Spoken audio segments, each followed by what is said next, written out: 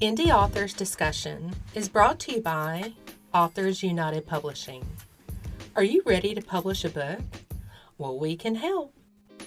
And Tim and I can help you get published and retain all copyrights and royalties. There are no hidden fees for what we offer. We publish, edit, proof, ghostwrite, and publish on paperback, hardback, Kindle, and Audible.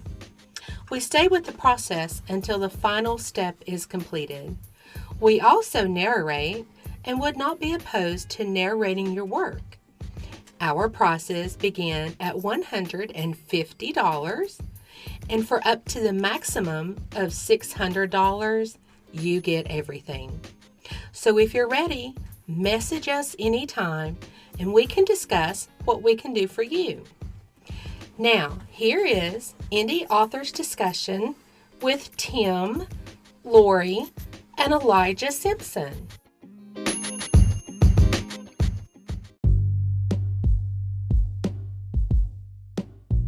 Hello and welcome to Indie Authors Discussion and more.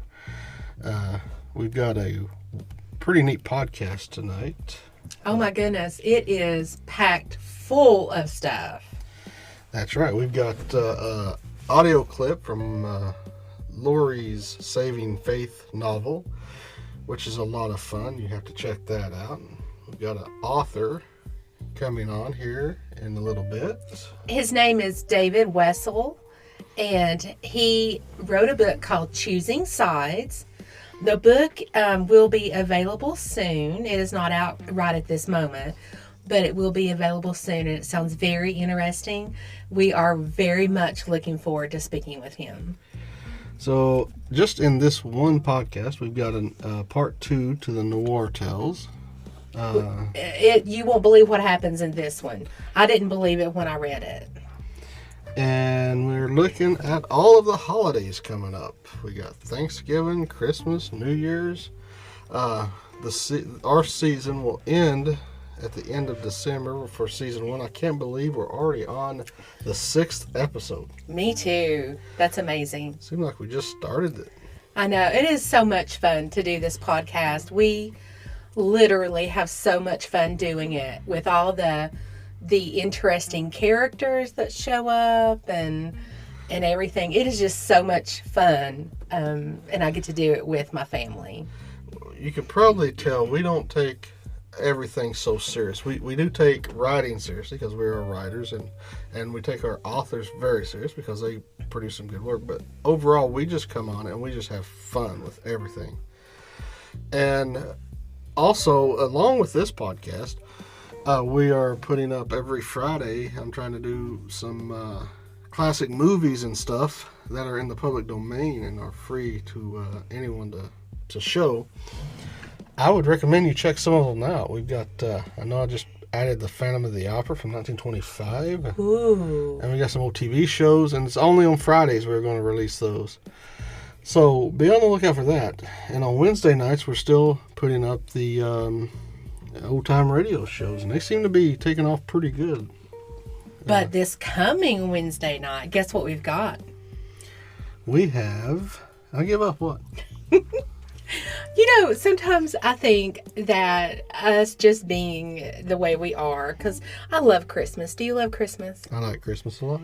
But I'm afraid that we go straight from Halloween right to Christmas.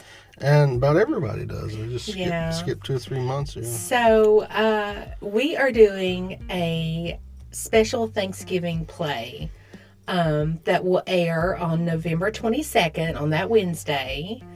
And we wrote it. And I hope that you find it funny and interesting, but also helps us to reflect on the Thanksgiving holiday, because we all really have so much to be thankful for. That's right. And with the Noir, I do the writing of that, but with this Thanksgiving play, we actually tag teamed it. And I put as much zany stuff as I could muster. I know, for some reason, I'm just not as zany as you. You are. Why? You can be. But it's so it's going to be a lot of fun and silly at times. because, like I said, this is who we are naturally. We just enjoy being funny, having fun stuff happen to us, and so we just like to have fun with the podcast. It's not our livelihood, but it's something we enjoy doing, just to be doing it, and having Eli a part of it. He has a lot of fun with it. His Eli moment will be coming up, and he's interviewing one of these crazy people that he talks to every now and then. He likes talking to crazy people, so he found the craziest person he could find to interview, and the guy, that should be good. Yeah, I think the guy's a millionaire or something. And wow. Yeah, he made his fortune in one of the strangest ways. So you'll have to listen to Eli interview this guy. And I think that's why I fell in love with you. Because I'm crazy? Because you make me laugh. Oh. And also, he gets a surprise phone call in the middle of his interview. No way. Yeah. So wow. You'll have to listen to that. So anyway, we got a lot of fun stuff in this podcast. So just listen to it to the end. At the end, you will have an opportunity, and don't pass it up, because everybody's thinking the same thing. Well, I won't be that one person. Are you talking about the promo code? I'm talking about the promo code. We give a free audiobook, full-length audiobook, away at the end of each podcast. So even if you go back and listen to some of the others, I can tell you right now, none of them has been claimed yet. Really? Really. So as of this recording, nobody has claimed those any of those audiobooks. Oh. So if you want a free audiobook, and if you're the first person to enter it in, and chances are you will be, so don't think someone else has already got it because they haven't. Wait till the very end of this podcast and write down the code. We have a UK code and the US code. So stay tuned for that. Is there anything else before we go on? Just one more thing. Thank you all for listening.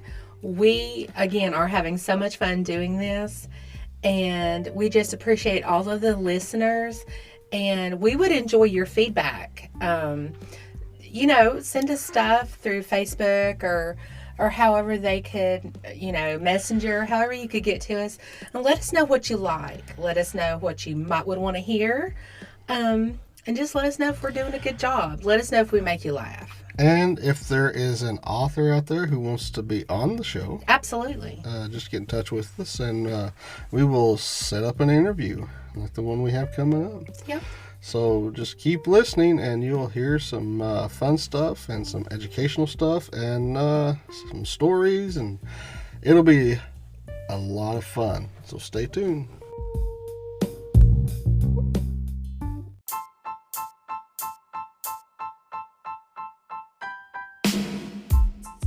Okay, guys, welcome back.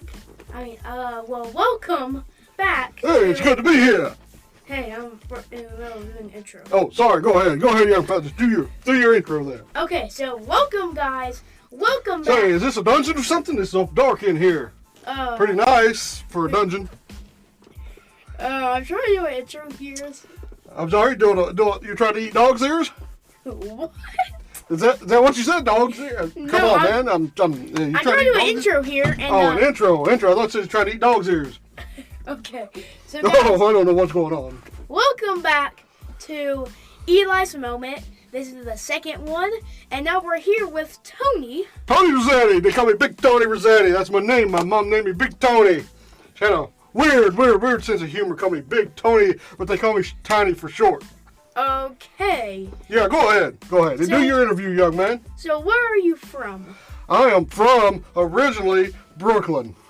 I'm from Brooklyn, but I lived in Sabertooth Swamp, Florida. That's on the outskirts of Miami somewhere. And then I moved up here to Gap Tooth, Virginia. So where do you live? Gap Tooth, Virginia right now. Do you live in the house? Sometimes. Yep, sometimes. I'm a very wealthy man. Very wealthy.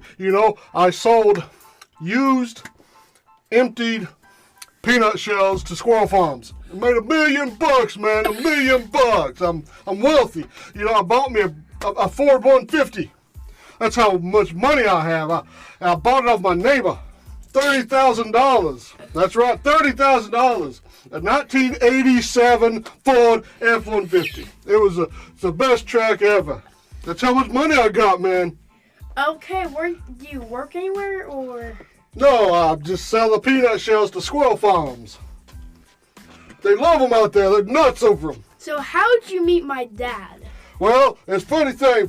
He put out a thing on Facebook there, said he needed somebody to interview you. You want to interview somebody, so here I am, millionaire, right here sitting in this dungeon with you. This ain't a dungeon, it's just a room for recording. Oh, okay, I beg your pardon, this room for recording looks like a dungeon to me, but okay. Say, is your phone ringing there? It's going off.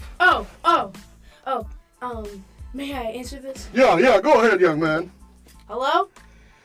Yeah, I would like a large pepperoni pizza with those little fishes, those baby fishes on it, and throw some of those eggs, those little big eggs, those little black eggs, and extra cheese, please. Are you Pat Buggings? Why, how'd you know that? Because I'm in the middle of an interview right now, and who is this? You call me Lil Guy, whatever. Little guy, whatever. Hey man, this is not a pizza joint. What are you talking about there? Oh, I thought this was Pappy Pizza. I miss Cockroach. I'm sorry. Who was that? That was crazy, man. Pat Buggings. Who? Pat Buggings? She's a bugging me. I tell you that right now. She likes cockroaches. On her pizzas? Oh, that's disgusting. No. Who's gonna eat cockroaches on the pizza? Not on her pizzas, but cockroaches.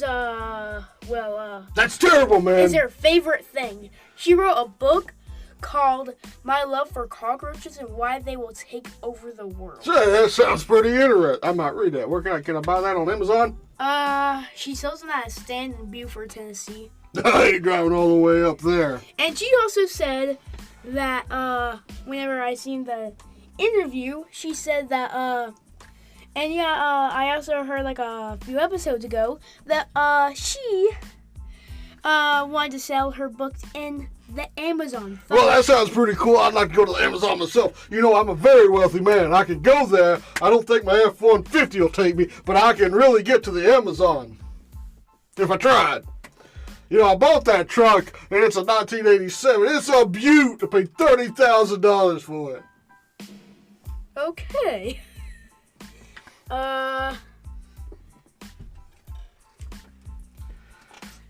So yeah, Pat Buggings is very weird, and also her husband was killed by a cockroach.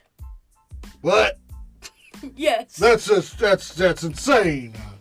Anyway, I've got to get going. I got a lot of billionaire stuff to do. Okay, well, she also rode here on a bicycle, and she lived in her backyard for. Well, give her a call there and you talk to her. I got to get going, young man. Okay. I'll call her. All right, then. So, now who's listening to this right now? Are we on the radio? No, we're in a podcast. What's that? Okay. A podcast? What? What's a podcast? I don't have a computer. I don't even have a phone. I was at the library when I saw your pappy put that thing on Facebook. I go to the library and weren't using computers. Well, you're a billionaire, and I think that you could probably afford a phone and a computer and stuff. Yeah, I probably could. You know what? I think I'll go look into that. Yeah. Well, we'll see you later, young man.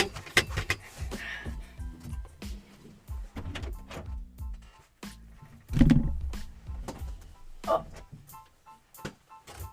You didn't even offer to close it. Okay, guys, so I guess that was the weird interview with Tony.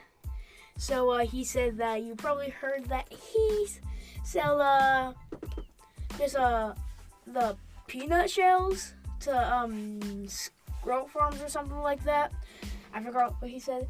And yeah, also Pat Bookham he's called. And if you're new to our podcast, you may not know who she is, but if you watch some of, or listened, to some of their other episodes, especially like episode 2, you'll know who Pat Bookham is after you listen to episode 2. So so that was the last moment, and I guess I'll see you next week.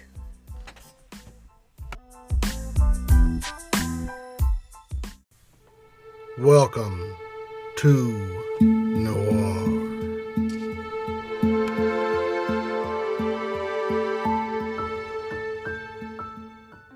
Biggie Smalls is literally a small-time hood. He works for Manfred Van Johnson out of the East Side Pool Hall. He occasionally does odd jobs for Lips Malone, but those times are rare. He has a rap sheet 3 miles long. I picked him up for involuntary manslaughter, racketeering, and running a gambling casino without proper licensing. When he was younger, he was just a tiny, tough guy who collected for Manfred. But those days are long gone. Don't let his size and station fool you. He is small, but Biggie Smalls is a very dangerous man. He has the brain of an ant with the temper of a badger. He often surrounds himself with people who possess a far superior intellect. Why should I care if someone tried to bump off? Lips, boys, would you stop finishing my sentences? I ain't no child. Besides, I got no race in this horse. Horse in this race. Numbers, you're getting me steamed. I said stop it. Walter Jeffrey Jones, or Numbers, is Biggie's #1 guy. His brain is like a calculator. He has no real personality to speak of. He can most often be seen reading the newspaper and calculating the odds of ball games and horse races. He has been banned in nearly every casino from here to Vegas for counting cards. Besides advising Biggie, his main source of income these days is bookmaking. My apologies, boss. I'll grab some coffee. Yeah, you do that. Leave that paper. I gotta see what Dick Tracy's up to. Look, Biggie, all I'm saying is you better watch your back. Things will heat up fast. Word is, Lips hit Manny first, and Manny retaliated. It put Shoulders and the Rat in the hospital. There were 2 reporters there also, and luckily for all of us, they were unharmed. Well, I still don't care. Lorie and I have a business to run. So you can go back to whatever it is you're doing these days and let me run my business. Okay, Biggie, if that's how you feel. You helped me out once, so I was just returning the favor. Don't be surprised if Lips or Manny send for you. Wait a minute. Why would either one send for me? Because you're a part of this world, Biggie. The world you have always wanted. Good luck, doll, and watch your caboose.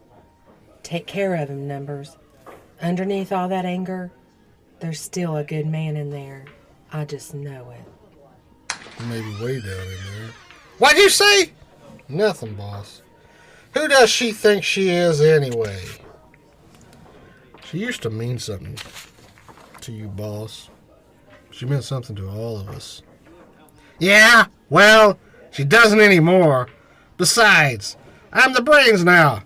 I run this business. It's mine. She could take a long walk off a short bridge for all I care. That's right, boss. You tell her. You're a regular Einstein, you are. That's right. Oh, wait. Who? You know, Einstein is, right? Oh, yeah, sure. Alfred Einstein. Yeah, I remember him. It's Albert. Who's Albert? It's Albert Einstein. You think you're so smart because you went to school. I'm getting another cup of coffee. You just got a cup. Yeah, well, I need another one. The attack on the rat and shoulders was definitely a professional one. Beth and Carl made it unscathed, which tells everyone it was someone who knew the rules.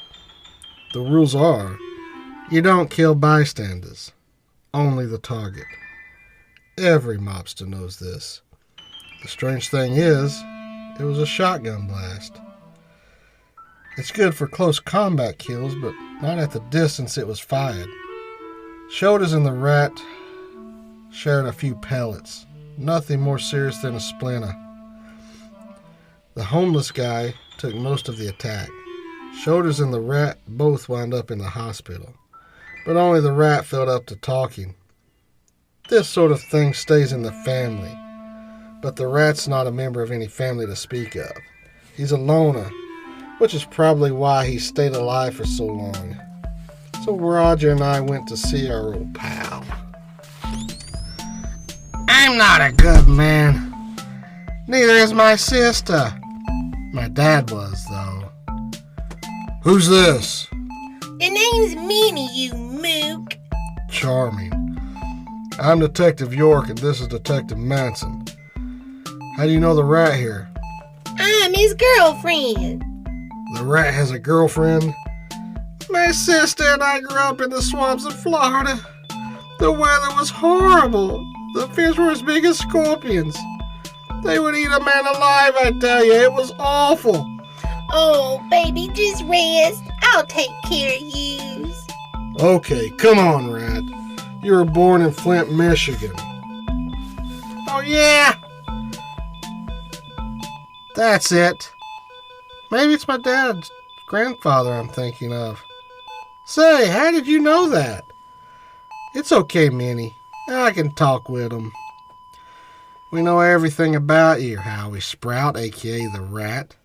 Hey, listen, fellas, I feel sick, I tell you. I got the flu or something. My side really hurts. Yeah, well, that's because they dug a bullet out of it. Could you identify the man that shot you? I don't think so. I mean, no one's ever tried to kill me before. I swear it. I don't understand. I was minding my own business.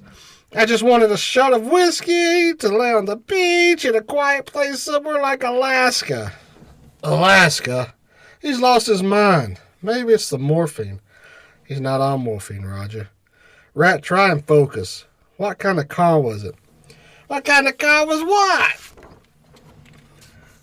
What kind of car was the man driving when he shot you? Oh, yeah. I see what you're saying. It was a black, it had a set of headlights, and both were on, which was strange for that time of day. You know, they did the same thing to Joan of Arc before she built it. What is he talking about? Built what? The Ark, of course. Noah. How could I know her? She's been dead for years. All right, that's enough, you weasel. Did you or did you not see the one that shot you? It all happened so fast, I don't know, but the driver looked like one of you guys. What do you mean, one of us? He was a copper. Just before I pulled that bum over me to keep from getting shot, I noticed he had the copper look about him. Oh, yeah, well, he died, by the way. What? Who died? The homeless man you used as a shield. Oh, yeah, I'm sorry to hear that. You know, homelessness in this country is a tragedy. I say, why don't you cops do something about it? You know, send them to New York or someplace so they don't get shot. He's an idiot, Jack. He's got nothing. The driver was wearing a badge, but the car was unmarked. At least I think it was unmarked. It might have been marked. I don't know. Will you calm down for a minute? We need to know for sure if the man that tried to kill you was, in fact, a police officer or not. Because, Rat, that's a serious allegation. And what does that mean, Roger? What does what mean? Alligatorings. Not Never mind. Jack, you talk to him. I'm going to see if Shoulders is awake. Listen up. Rat, if you know something, you better start talking. Mr. Manson, I tell you, please don't let him kill the kid. Please, he saw everything. He was scared and... Kid? Where is this kid? If I tell you, promise me you'll protect him. Okay, Rat, I promise. Just tell me where I can find him. You're a good one, Mr. Manson. I trust you, so I'll tell you where you can find the kid. Wow, the rumors are true, Mr. Van Johnson.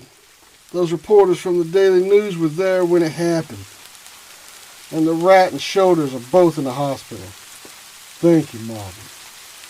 I will try to get in to see them. I want to know what's going on. I don't think Lips would have tried to kill two of his own boys without good reason, especially Shoulders. They grew up together, they're like brothers. Someone has played a dangerous game here, Marvin, and I don't like games. Sir, would you like to buy a newspaper? Most of them have gone wet, and I have to try and sell them, all before I go home. How many you got, kid? 15, sir. Give them all to me. Yes, sir. Now go home. Make sure you go to school tomorrow. My dad makes me go to the press to get the papers to sell too early for me to go to school. You tell your old man that Manfred Van Johnson said to let you go to school. See if he has any beef with that, come and see me. Yes, sir. Marvin, find out where the reporters are. I want to talk with them. Beth, a big man can admit it when he's wrong. So I'm a big man. I can admit I was wrong. Now, can you admit that you were wrong? I wasn't wrong, Carl. See then, you're a small man, a very small man, because I can admit I was wrong and you can't. I'm not a man, and I wasn't wrong. Now stop talking for 5 minutes. We need to figure out who those mugs were that took those shots at us. Well, I couldn't see anything with that lug Shoulders bumping into me. I didn't get a good look either. You're lucky he was in front of you. He probably saved your life. Oh, great. That's all I need. To owe that moron my life. It could have been worse. You could have been on a slab somewhere. Yeah, well, the day's still young. Say, who's that coming over here? It looks like one of those cops from last night. Yeah, I saw him at the apartment. His name is Jerry something, I think. Afternoon, folks. Detective Manson sent me to take the two of you to him. He wants to speak with you about what happened earlier. Oh, he does he? Yes, ma'am. Won't take long. Is Jackson buying lunch? Carl, I don't like this. What? Don't you remember we have that person to interview? What person? Come on, Detective Manson is waiting. Hey, why didn't he come himself? Yeah, what'd you elbow me for? He's busy working the case, so if you will... I need to get my purse. Hold on a second. Beth, where are you going? Your purse is over there. Run, Carl! You wait here. But... After the Rat finally told me where I could find the kid, I sent Roger to catch up with Beth and Carl while I went looking for the boy. It seems once the kid left the apartment, the Rat found him near the lake. He took him in to hide him. I'm not sure what angle the Rat had in this such a rare act of charity, but if I had to guess, he was probably going to use the kid as a bargaining chip with whoever it was shooting up gangsters. The Rat said the boy was hiding out under the Ambassador Bridge near the Detroit River. Said some homeless people had built a small set of shacks there from scraps of plywood and cardboard. So that's where I checked first. Hey, bud. You have a nickel? I really need some coffee. Yeah, sure. Say, you haven't seen a kid running around down here, have you? This ain't no place for a child. Here's your nickel. He's my son, and my wife and I have been out all night looking for him. Is that so? Yeah, that's so. We would appreciate it if you could help us with anything that might help us find him. Oh, yeah? How appreciative? You've seen him, haven't you? Maybe I have, and maybe I haven't. Well, how about this? Have you seen him now? Hey, what's that? Oh, I'm sorry. Can't you read it? It says detective, and this is a gun. Now, where's the boy? Take it easy, mister. Someone else was down here earlier looking for him. He probably already found him, and the kid stays over by Shanty too. Yeah, where's that at? Right past that big rock there. Thanks. And here's another nickel for your effort. I wonder what kind of luck Roger's having. Man, this is no place for a kid. That homeless fellow was right. Hope I can find him. Hope it's not too late. I don't see how parents could turn the kids out like this. This is incredible. Say, can you spare a nickel? Nickels are popular down here. Sure. Tell me where Shanty 2 is. Sure, it's right over there. But I warn you, feller, there's some dangerous-looking mugs over there. Thanks for the tip, and here. A dime? Thank you, sir. Thank you. Man, this place is rough looking. Well, how do you make a live down here? I see you over there. You'd better stop. I don't care who you're with either. But the kid's not going with you. I recognized the voice immediately. It was Fat Tony Berkeley. He ran with some of Biggie Smalls' boys. If he was here, then chances were good that Bug Eyes Gallo was with him. Probably hiding and waiting to take a shot at me. I'm a cop, you idiot. So, Tony, if I were you, I would throw that gun down and leave the kid there. Or you can be brought up on kidnapping charges as well as assault on a peace officer. Yeah? Well, if I don't bring this kid back, those charges will be the least of my worries. Now beat it, cop, and we won't have to lay you out. I knew they had the upper hand, and I also knew they had no problem in laying me out.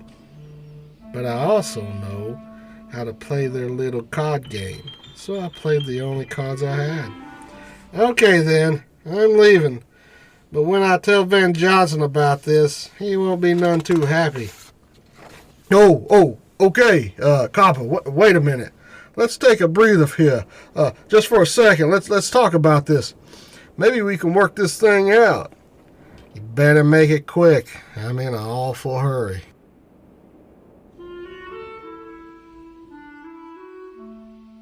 Pull over here, Marvin. I won't be long.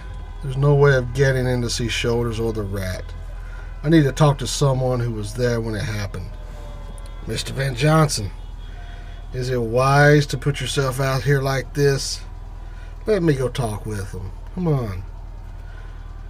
No. I need to hear it for myself. I won't be long. Besides, I own this paper. If those reporters saw anything, they would tell me. Especially if they know what's good for them. Hey, is that one of Lift's men in that car in front of the press building?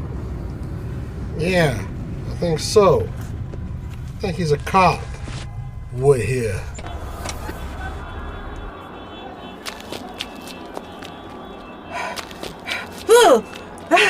Hey, stop. Hey, Johnson? Hey. Oh, Mr. Van Johnson, what are you doing here? You work for Malone, don't you? Are you kidding? Manny, watch out behind you!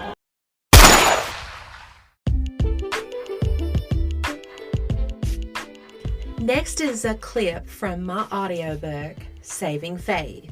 It was narrated by Carissa McElwain. She's a wonderful narrator, and she's really good at telling the story of my book. It takes place in Mahogany Bay, South Carolina, and it revolves around a lady by the name of Faith Dean. It is a Christian-based novel, but it also has murder and mystery and intrigue in it.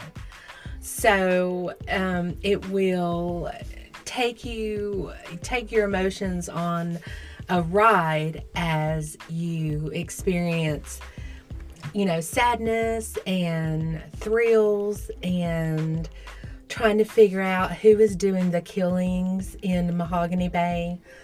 But it also points everybody towards God and how God helps them through this time, how they look to Him for strength, and how He's right there with you no matter what you're going through. So I hope you enjoy this clip of Saving Faith. It is on Audible. Just go to audible.com and type in Saving Faith by Lorie Simpson. I hope you enjoy it.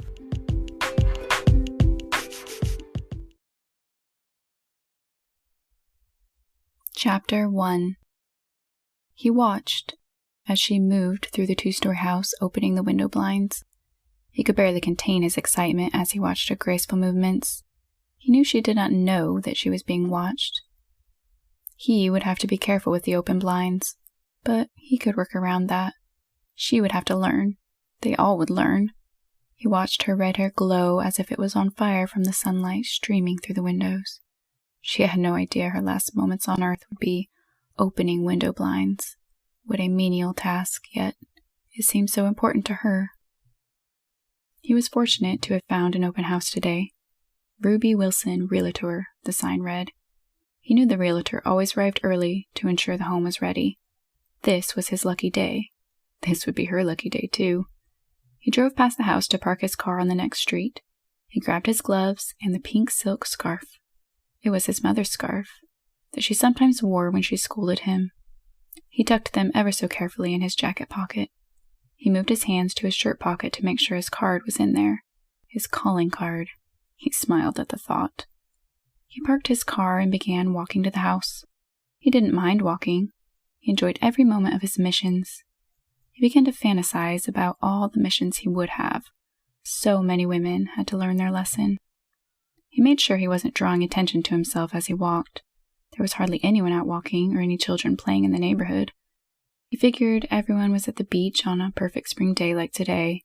He was just an ordinary guy walking down a typical street. But he knew he was anything but ordinary. That is okay. His mother taught him well. She taught him how to hide his behaviors. She taught him how to fit in at any social event. Dear, sweet mother. She taught him how to be the man that he was today. He reached the house and slipped around the back.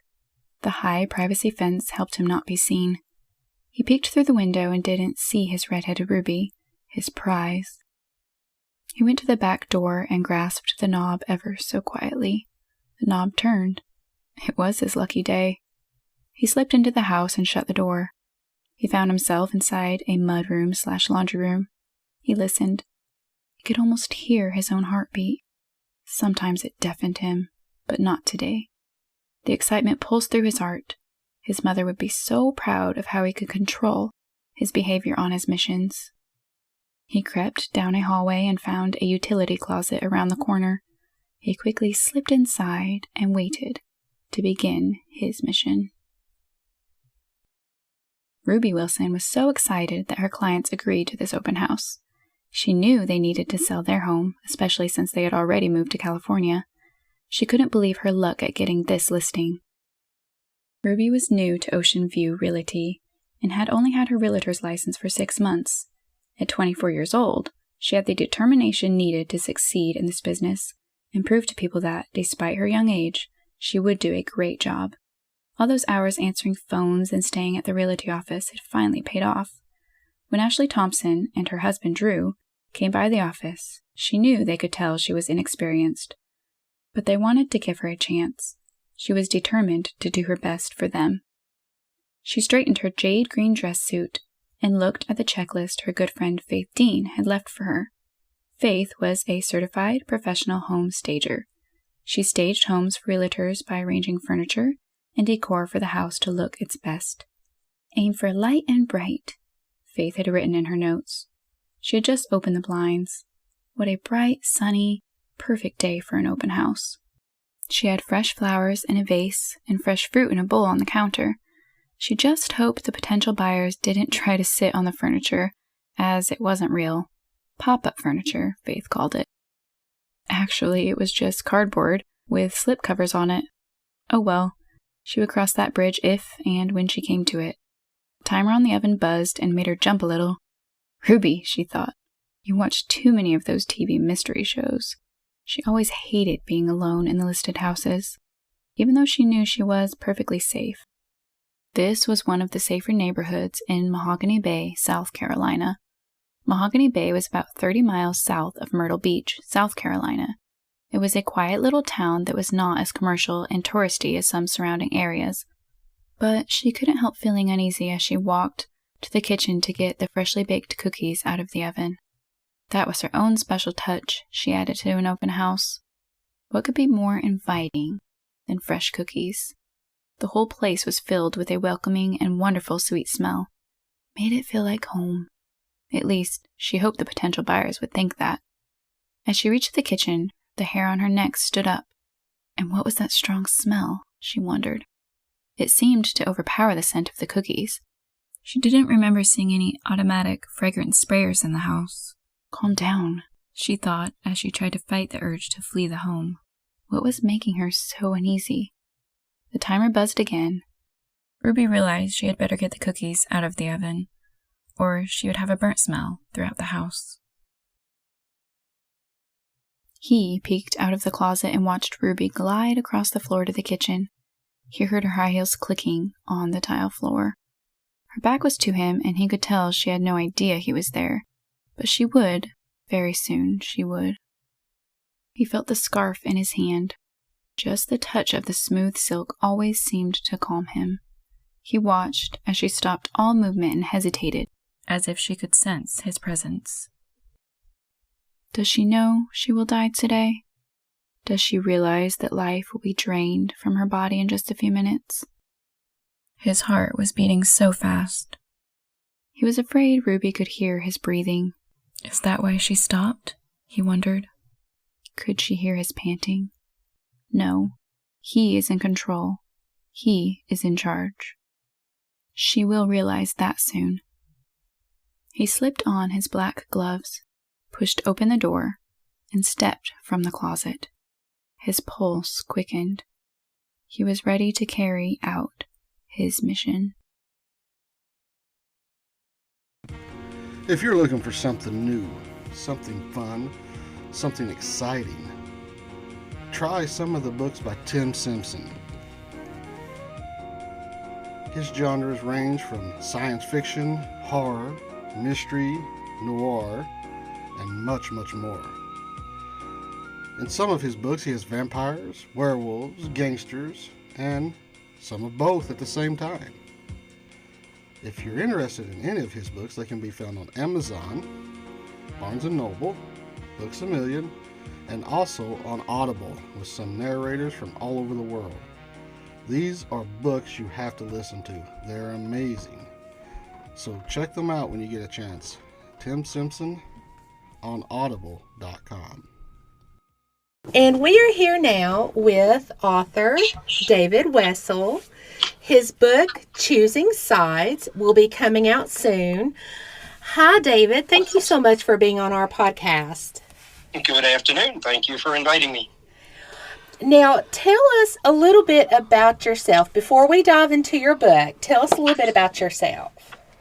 All right. Well, I am a retired U.S. Foreign Service officer. As a diplomat, I served in embassies in Rome and Budapest and Montenegro and Guatemala. But my love has always been about the history of the world. And when it comes to writing about the years leading up to World War II, I rely on my 50 years of studying how the Weimar Republic shaped the lives of ordinary Germans. And I recall that I majored in history with a focus on Germany between the wars, which shows that my interest in that subject goes back to, well, college days were back in the 70s. So it's been a while that I've been a student of German history between the wars.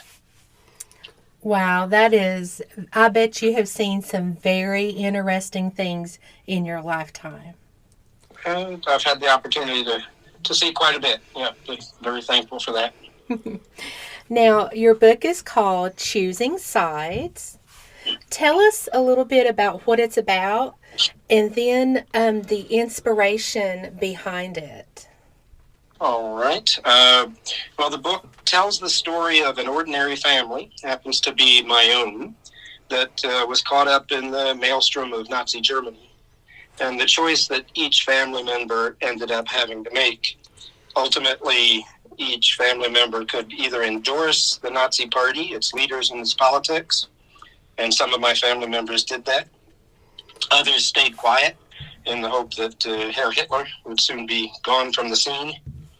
And still others actively resisted the rising tyranny, but they did that at great personal risk. And some, like my grandparents, chose to leave Germany behind and rebuild their lives elsewhere, either in the United States or in New Zealand. So that's kind of the synopsis of the book. And what prompted me to write it is that my grandparents never really talked about their emigrations from North Germany. It was just not a subject they wanted to revisit. Really? So over the years, I could gather bits and pieces, and even my father, who was a child at the time, is the star of my book, the main character, even he was very reluctant to talk about it. So up until the age 40, I kept trying to get them to give me something.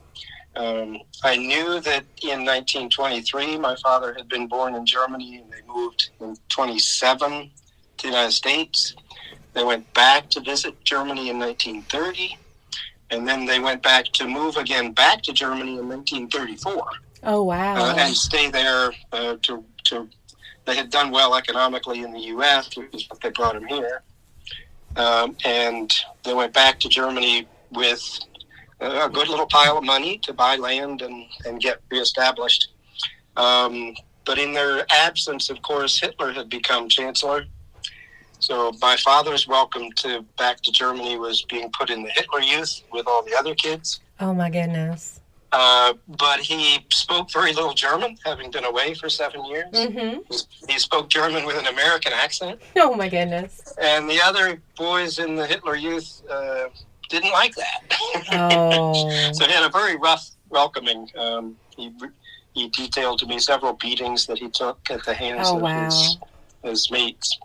But he wouldn't ever really talk about it. Finally, in when was it? 1990. He and I took a trip back. It was the first time he would be comfortable going back there with me. And then it started to pour out in. He started to share his soul with me, share his story with me. So he said rather casually, "Well, there was the day that we met Hitler." Oh my goodness! Said, you did what? He said, "Well, yeah, that was after my grandfather participated in a dramatic sea rescue of those Norwegian sailors." And I said, "What?" And that Hitler wanted to congratulate them for that. I said, "What?" Goodness gracious! So since 1990, I've wanted to write this book, and couldn't do it because I was working so hard professionally. Right. But once I retired and COVID hit, guess what? I had lots of time on my hands. I understand that. So that's where the book came from, is my trying to make sense of the family stories that were hidden from me for so long. And even when my father passed, I didn't have enough details, and still needed to do a lot of research on what was the story behind this ocean rescue. Where would they have met Hitler? what were the conditions under which my father took beatings from the Hitler Youth. So trips back to Germany and lots of internet time allowed me to research that. Wow, that I'm a big history fan. I love history, and just hearing you talk about everything that your father got to experience, that is just amazing to me. It really is. Now, so you did some research in Germany and a lot on the internet. What all was involved in your research in Germany? Did you speak with other families? Were they forthcoming if you did? Before I went, I was able to find some fairly distant second cousins, twice removed kind of level family members that were still in the area of the little town that my grandparents were from, that my father was born in. And I was able to connect with some of them in person. I'd say 6 or 7 of them, that between my stumbling German and their faulty English, we could have a basic conversation. Oh my goodness. But I also got a friend who lives in Denmark to volunteer to come down and join us. So she acted as my interpreter. Oh, that's good. Which was wonderful, having a woman who was a native German herself, Eva von Wolkenstein, act on my behalf to translate. And then slides came out, pictures came out, tours of the house that my grandfather was born in. Oh my goodness. Tours of the house that my father was born in. All of a sudden happened, and I was able to go to the church and to the school rather, and get school records. And between that and work on Ancestry.com and oh yes, and then on the internet, all the historical facts that came out. It was just a wonderful trip. My wife shared that with me, which is something she'll never forget either. That wonderful trip. Oh my goodness, I bet. What kind of challenges did you face in writing your book? You said that your parents and grandparents especially were not wanting to revisit that time. What other challenges did you face? I was very anxious to sort of interpret the family story and put it in the setting of historical context. So there were a lot of things like trying to find out this rumored, or my father had mentioned that my grandfather took part in an ocean dramatic sea rescue of Norwegian sailors, that Hitler came to congratulate the rescuers on, and that's when my father and the whole family could meet the Fuhrer. But I had no details. But through my friend who was my translator and research assistant, and myself, looking at the timing of family moves, their passport stamps that I could find back and forth, I figured out when that might have happened.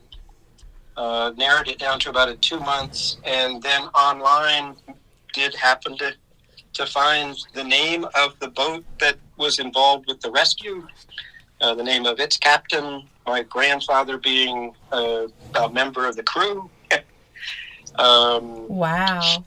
So it was a struggle to find it, but once I found it, it was just a treasure trove.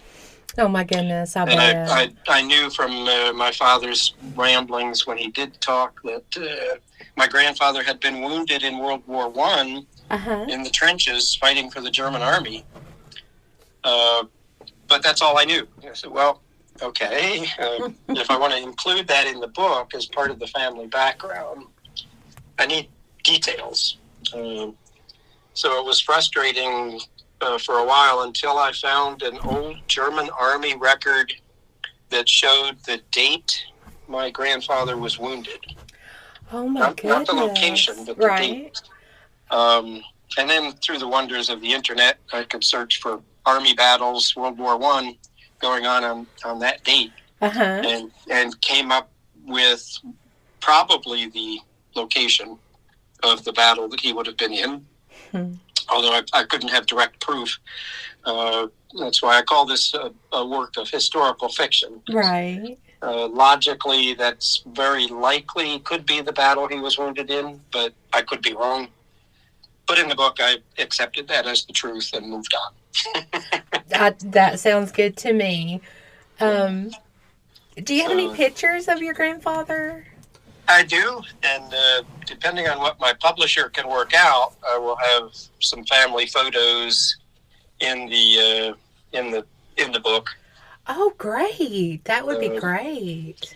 I've got passport pictures and some old family photos of my father when he was 2 and 3 and 4, and so some of those will appear in the book, assuming the publisher agrees. Right. That would be neat to see. That really would. I love old pictures, and especially old family pictures. Those are my favorite. Yeah, I think they add a lot to the story to be able to see Dietrich, nicknamed Deke, and Mimi, his wife, my grandparents. Oh, yeah. Just to see them on their wedding day, to see them holding my father as an infant, and then reading about my father's time in the Hitler Youth. I have pictures of children of the same age in their Hitler Youth uniforms, but none of my father. Although here at home I do have parts of his Hitler Youth uniform still. Oh, really? Yeah, they're in my little archive collection at home.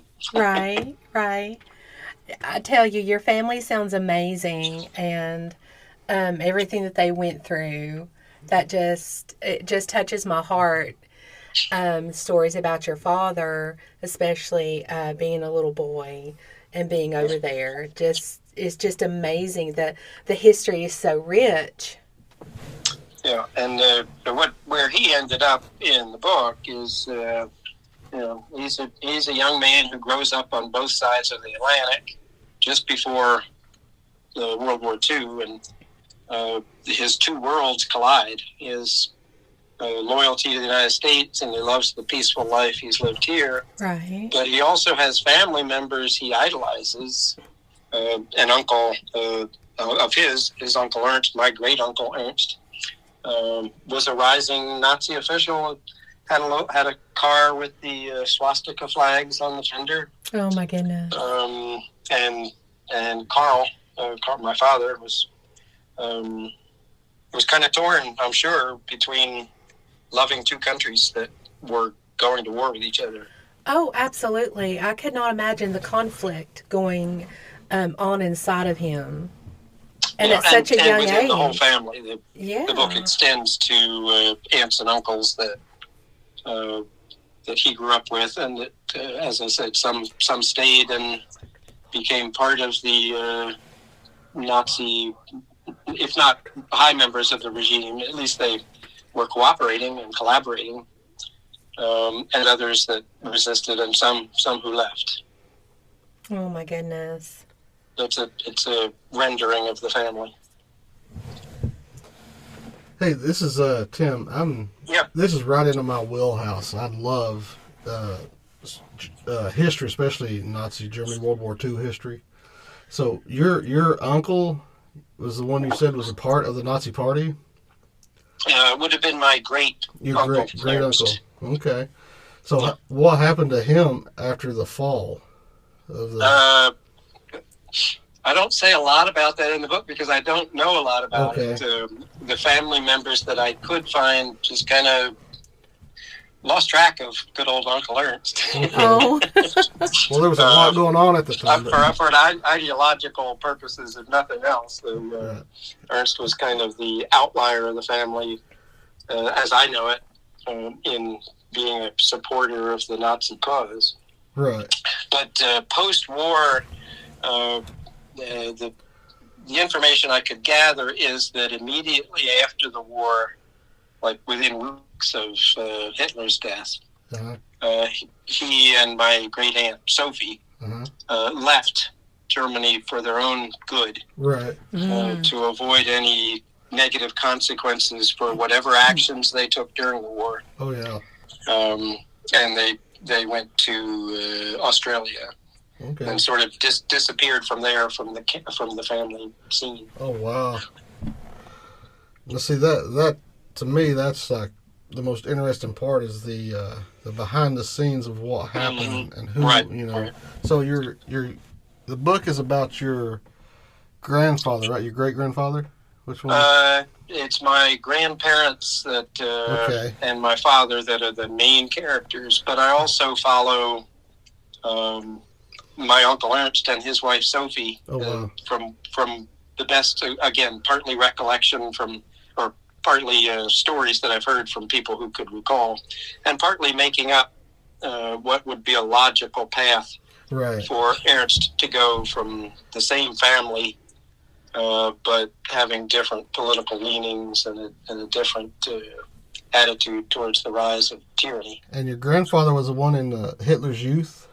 That was my father. That was your father? Oh, wow. Yeah. Okay. So do you have any... I'm sorry, do you have any photographs of him during that time?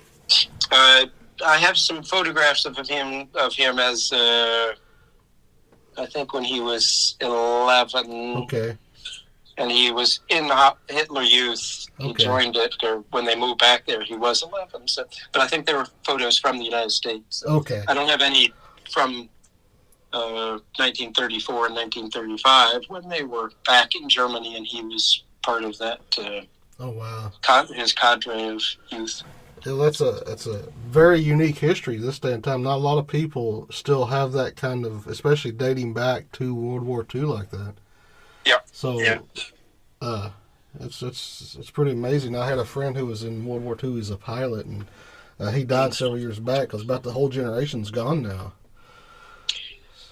Yeah, and don't I wish? Don't most of us wish we had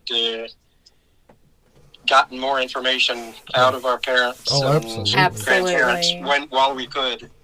I regret all the time that I didn't push my father more to share with me, but one of the things I was able to do, I had the foresight to do, was I recorded my friend on a cassette tape many years ago, and asked him questions about the war and stuff, and he would talk, and I've still got the recordings, you know. Yep. Because I think living histories like that are just a marvelous thing.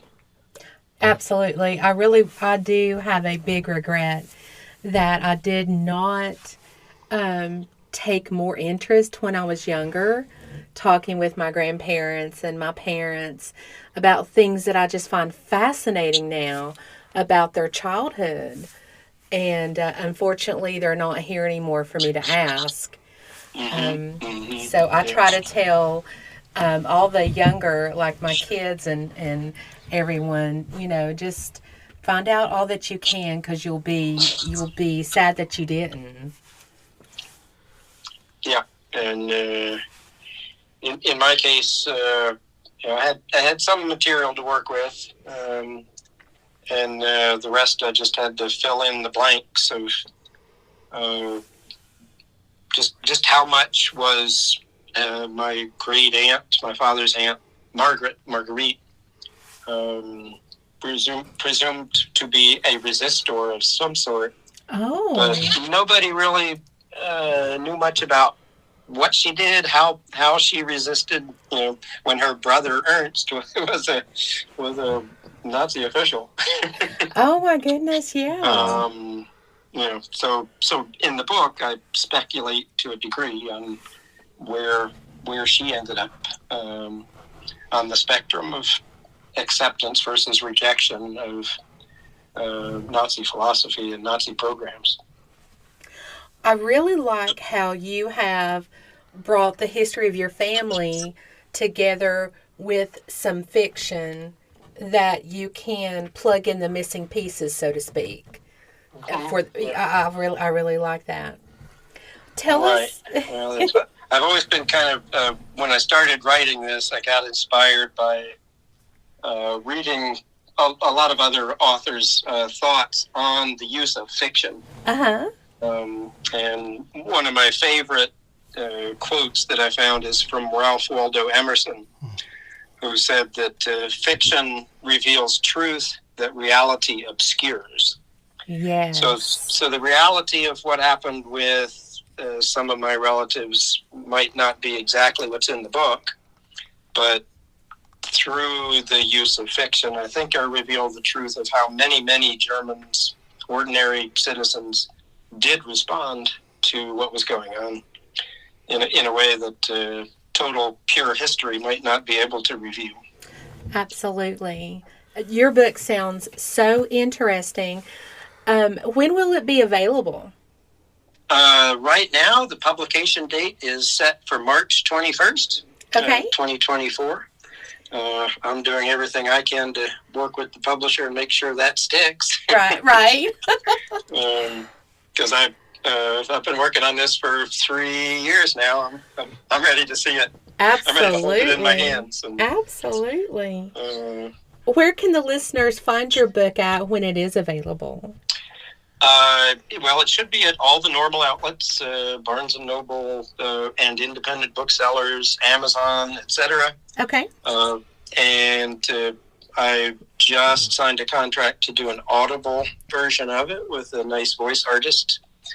So I hope to have the audio version shortly after the regular. And in the meantime, they can always learn more at my website, which I'll plug, davidkwessel.com. Absolutely. Absolutely. And you also speak at different venues. Is that correct? Yes, as part of my professional career, I've always been very comfortable doing presentations. So now I've developed 3 or 4 presentations on particular aspects of the book. One on the one I hope to do the most and share at museums and libraries, etc., is on how ordinary Germans responded to Hitler's rise and ascendancy. It's a subject of a lot of debate, but and then I also have a presentation I've worked on the sea rescue of the Norwegian ship, the SS Sisto, in December of 1934, that my grandfather participated in the rescue on, and that Hitler decided to come down to the docks and congratulate the heroes. Wow. Very interesting. And a couple of other little presentations I'm working on that will all be outlined on my website. Great. Give us your website again one more time. It's David K. Wessel. So the Wessel part is WESSEL. David K. Wessel, just one L.com. Perfect. And your book is Choosing Sides, and honestly, it sounds so very interesting, especially if you're a history buff or, anyone else that would like a little bit of history with fiction. It just sounds really good. And we want to thank you so much for joining us today, and we have really enjoyed speaking with you. Well, thank you. I've enjoyed it too, and hope people will take a look and not only read and enjoy it, but ponder what would they have done themselves as ordinary people in a situation so horrific. That is a very good question. Very good. All right. It's been a pleasure to speak with you. Thank you so much. You as well. Good day. Wow, what a great interview that was. It really was. I really enjoyed talking with him. Well, when he started talking about Hitler and World War II, and some of my books take place during that time. Right. And even one of my books has Hitler escaping Germany. I know. So it's like, that's right up my wheelhouse when he's talking about history in World War II. And I was thinking about Chuck Smith, my friend that was in World War II that passed away, and all the pictures that I have of him. So I was just curious if he actually had pictures of his father right during the time that he was in Hitler's youth. That's pretty amazing. You could have talked to him for hours, couldn't you? Probably. Pretty lengthy conversation. Don't forget that his book is called Choosing Sides, and it will be available in March. Definitely worth getting. And I will Absolutely. probably get the audiobook because I love audiobooks because I like listening to them in the car and when I'm traveling. I do too. So I will definitely get the audiobook as soon as it hits. I'm glad he found him a narrator. Me too. That is the fun part about, I think, about having your book on Audible, on audio, is choosing your narrator and working with them. It's a production. It really is. Yeah, it is. It's fun. So anyway, we hope everyone enjoyed this podcast, and stay tuned after this to get your Promo free code. Yeah. audiobooks. Speaking of audiobooks, free audiobook. Yes. Oh, and we wanted to let you know that, again, don't forget about the Thanksgiving play that will air on November 22nd that we wrote. It's a special little program. It'll be like a regular podcast. We'll have some similar stuff in it. Eli's going to have his Eli moment. Right. And we're going to do some stuff. So our next author for the podcast after the Thanksgiving special, her name is Susan Day, and she is in Australia. Oh, yeah, I love that. He loves Yes, Australia. He'll love that, and I think you love all the creatures. Yeah, especially the spiders. The spiders, those, yes. Those are my favorite. Her book is called Mindful Arts Therapy. And so that would be very, very interesting to hear about. She also has a dog training series. Oh, wow. Maybe we should. We might need to check into that. Yeah, just for Daisy. Because Daisy's great. She'll let us know when a leaf is falling, when a squirrel is on the back deck. Yeah. Especially when the Amazon driver. When the wind's blowing too hard. Yes. But we do love her, and we would not trade her for anything. No, not at all. But it would be nice to have her listen a little bit more. Yeah. Yeah. Well, when she's barking, she can't. When she's listen. barking, it's like she tunes us out when Yeah. she's barking. So, anyway, we hope everyone enjoyed our podcast, and until the next time, anyway, keep the pages turning.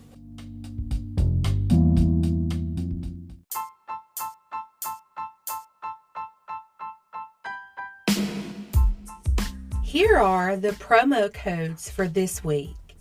Remember to go to audible.com/promo code and enter this code.